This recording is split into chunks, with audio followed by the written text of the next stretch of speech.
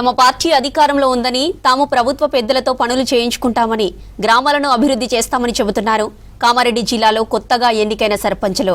ప్రభుత్వ సంక్షేమ పథకాలను ప్రజల్లోకి తీసుకెళ్లామని, విజయం సాధించామని హర్షం వ్యక్తం చేస్తున్నారు. జిల్లాలో మొదటి విడతలో 70% మంది కాంగ్రెస్ మద్దతుదారులు గెలవడం ఆనందంగా ఉందన్నారు. రానున్న రోజుల్లో గ్రామాలను మరింత అభివృద్ధి చేస్తామని చెబుతున్నారు. ఇక ఇదే అంశంపై మరిన్ని డీటెయిల్స్ మా ప్రతినిధి రజనీకాంత్ అందిస్తారు. Rajinikanth, over to you.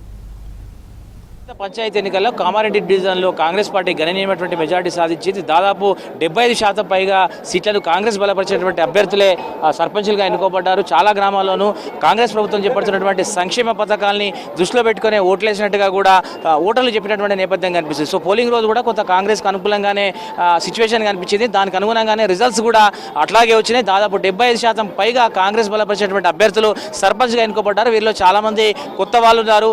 మహిళల సంఖ్య కూడా ఈసారి చాలా ఎక్కువ మాట్లాడదాం. కొత్త సర్పంచులు ఏం చెప్తారు, కాంగ్రెస్ పార్టీ తరఫున సర్పంచులుగా ఎన్నుకోబడ్డారు, వీళ్ళు ఎట్లా ఫీల్ అవుతున్నారో తెలుసుకునే ప్రయత్నం చేద్దాం. అని చెప్పండి, కాంగ్రెస్ పార్టీ సర్పంచులుగా ఎన్నుకోబడ్డారు, ఎట్లా అనిపిస్తుంది?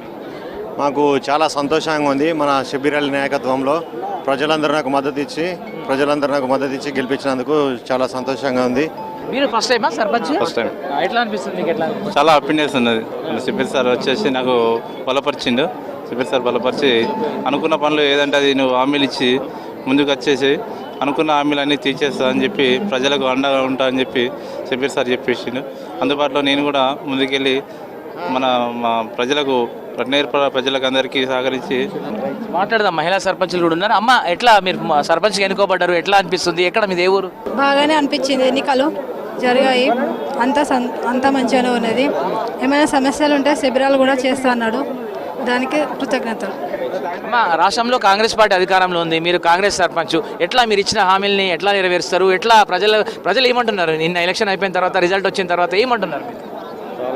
చాలా ఆనందంగా ఉంది. కాచాపురం ప్రజలందరూ కాంగ్రెస్ పార్టీ తరఫున నన్ను గెలిపించినందుకు ధన్యవాదాలు. నేను ఇచ్చిన హామీలు ఎల్లవేళలా నెరవేర్చుతానని చెప్తున్నాను. నిన్న కౌంటింగ్ జరుగుతున్నప్పుడు కూడా సీఎం కాచాపూర్ గ్రామం గురించి ప్రత్యేకంగా అడిగినట్టుగా తెలుస్తుంది. ఎట్లా అనిపిస్తుంది? చాలా సంతోషంగా ఉంది సార్. కాంగ్రెస్ పార్టీ తరఫున గెలిచినందుకు నాకు సంతోషం.